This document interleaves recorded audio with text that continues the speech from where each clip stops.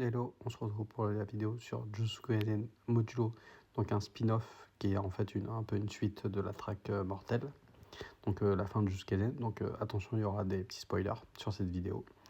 Du coup, on se retrouve 68 ans après l'arc de la track mortelle, donc là on va suivre un peu du coup les petits-enfants du coup de Yuta Okotsu, et qui est justement qui est en couple avec Maki.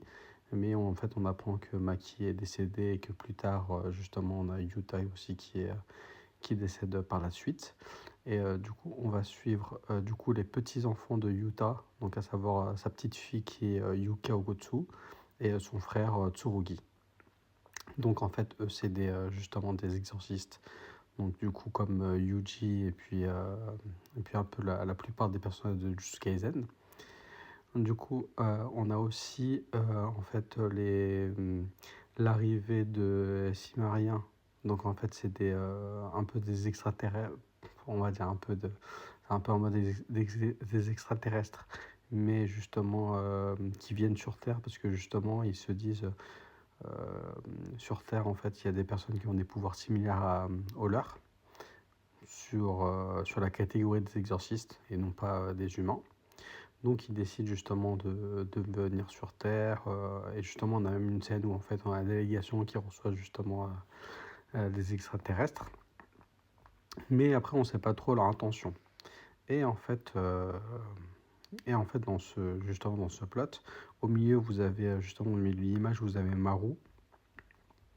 Donc Maru, il fait partie justement de ces extraterrestres, des Sumériens en fait, où en fait on ne sait pas trop leur but. Mais là, sauf qu'en fait, on apprend justement en fait sur les, parce que là jusque-là il y avait que 3 chapitres qui sont sortis, mais on apprend que sur ces 3 chapitres, Maru en fait il a un frère jumeau. Il a un frère jumeau où en fait, ce qu'il raconte c'est qu'en fait il s'entend pas du tout avec. Et justement, on comprend qu'en fait, bon, après ça c'est pas clair, mais je sais pas si c'est son frère jumeau ou on a une autre personne qui a un niveau d'exorcisme similaire à Sukuna, donc à Ryumen Sukuna, ce qui est assez ouf.